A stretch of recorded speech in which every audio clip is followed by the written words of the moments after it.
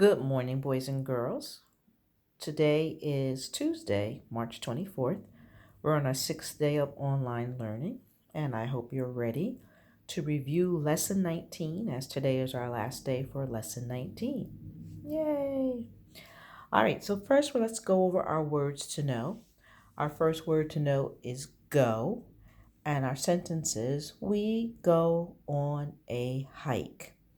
And our word go is spelled G-O, go.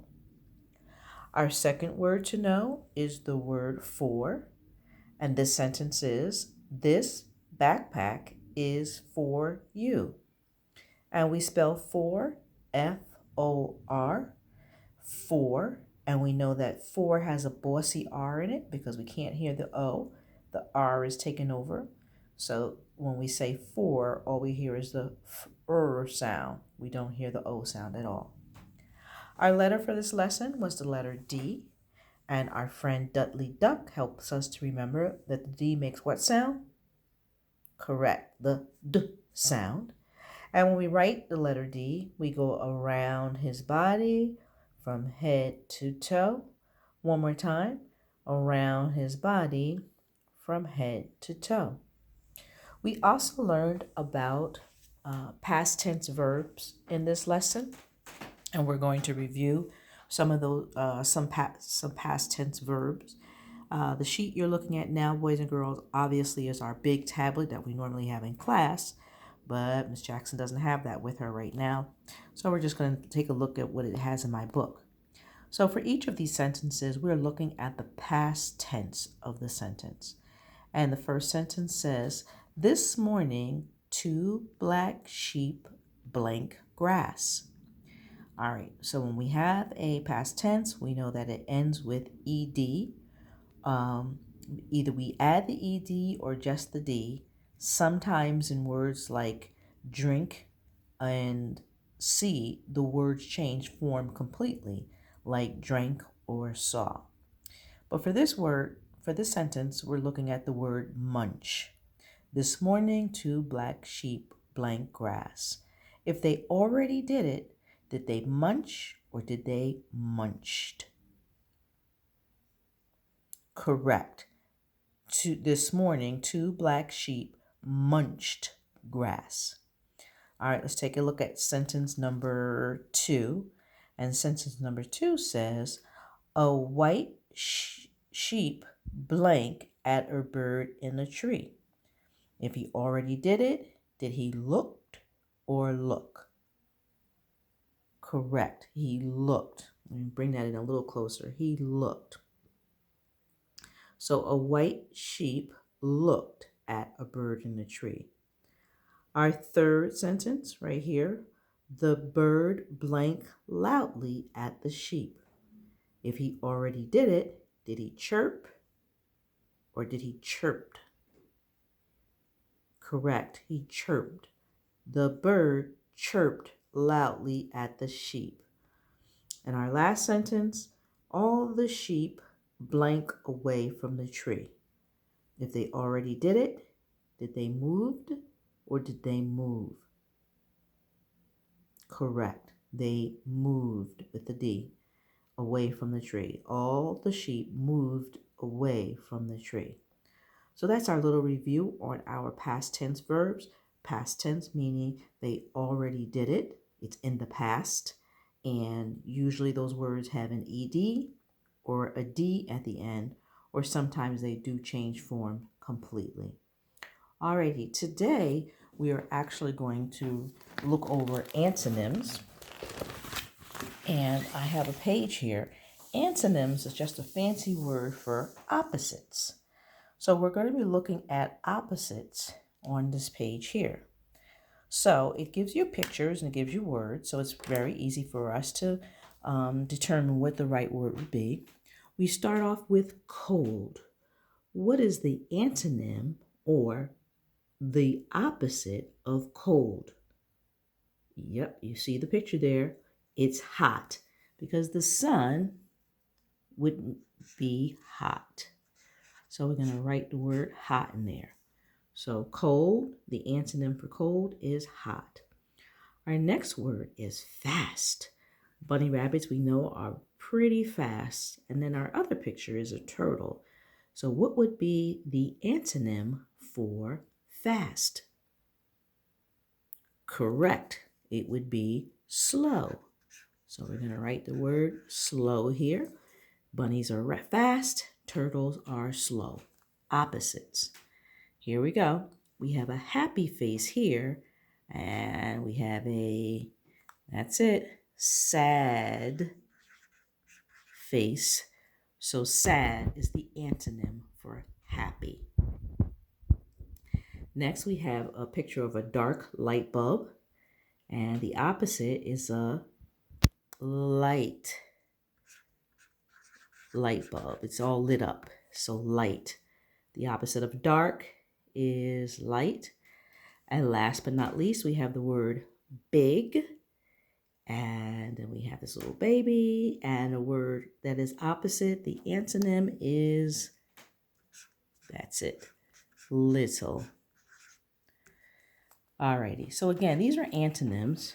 I don't know why up here says adjectives, but antonyms are spelled antonym. These are antonyms, opposites, all right? An antonym is a word that is opposite. Cold, hot, fast, slow, happy, sad, dark, light, big, little. All right, very simple. You do have a worksheet in your Google Classroom that you should complete. Again, there are words there, and you're going to just tell me what the opposite is of that word. All right, last but not least, we're going to take a look at our stories. A very quick review of our stories that we had this week. We had Sheep Take a Hike, and this was about sheep that took a hike and got into some trouble. Let's take a quick look at some places that the sheep went to. They started off at home, and we talked about cause and effect in our story. We see the sun is rising. It tells the sheep that it is time to wake up, and we see them stretching. Our story was filled with cause and effects. Here they're packing up to go. They're packing up, of course, because they're going on their hike. This also showed us that the story was a fantasy because we see that the sheep, animals, are doing things that people would do, such as going on a hike. On their hike, they went up a hill, went on a hiking trail, and they went up a hill. And then after they went up the hill, they went down a dale. And we learned that a dale is a small valley, knowing that the dale is between two hills, just like a valley is between two mountains. Next, they ended up in the forest where the bushes were growing thicker and thicker. They began to bicker, which means argue, again, because they got lost, a cause and effect. They got lost, so they began to bicker. Then they began to panic as they were finding it hard to get through the forest. And so they began to zig and zag because thorns and prickers were sticking them as they were running through. Cause and effect again. Then they ran into some fog. And the fog we know are very low cloud-like mist that has water in it, which makes things damp. So the ground got damp, cause and effect,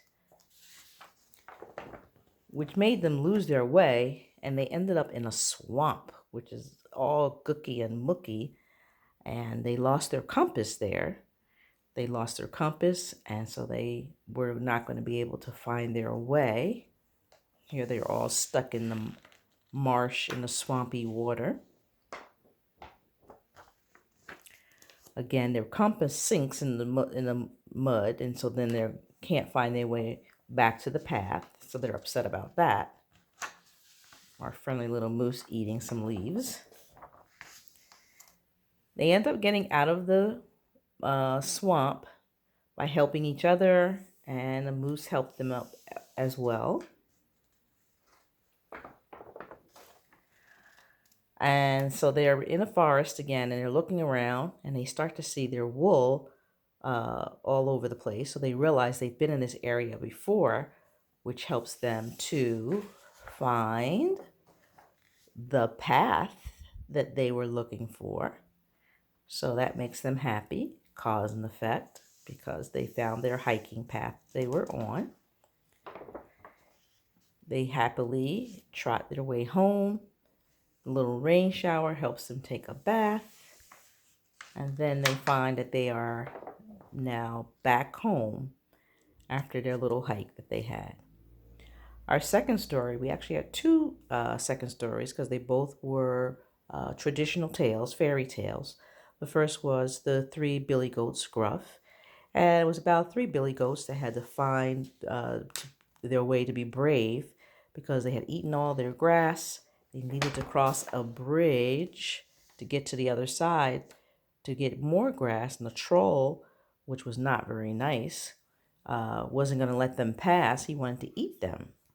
And they came up with a little plan to make him think that the next billy goat coming along was the better and bigger billy goat to eat. So the small one got across, then the middle one got across, and then the big billy goat, he was able to bump the troll off of the bridge into the water and meet up with his brothers. So that was that story. And again, this is a traditional fairy tale, meaning that this story has been told again and again and again. It's been told for a long time. All right, our next story is called The Builder and the Ani. And again, this is a fairy tale from Japan. And this one starts off where people were trying to build a bridge to be able to cross a river that whirled and swirled and rushed, and people just couldn't get past it. And they couldn't build a bridge across it either because the water was too rough for them to build a bridge. So this Ani, this like magical person, said he could build the bridge, but that he wanted the bridge builder's tools for repayment in building the bridge. And the builder was upset about that. He needed his tools to do his work. So the Ani said, well, if you can guess my real name, I'll let you keep your tools.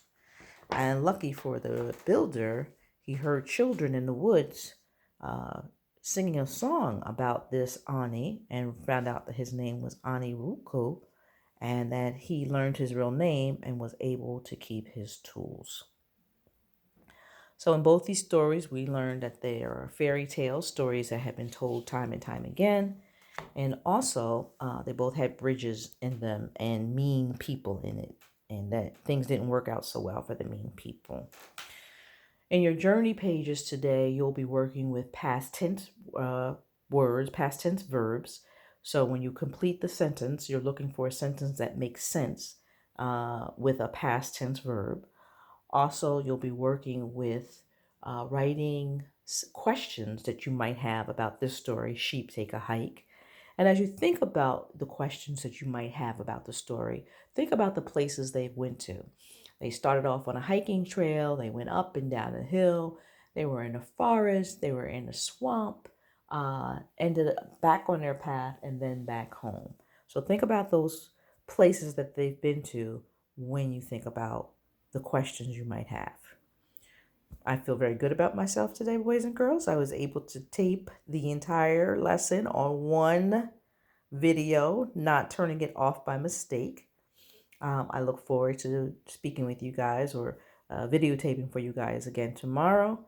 Have a great day and make sure you get all of your work done. Thanks.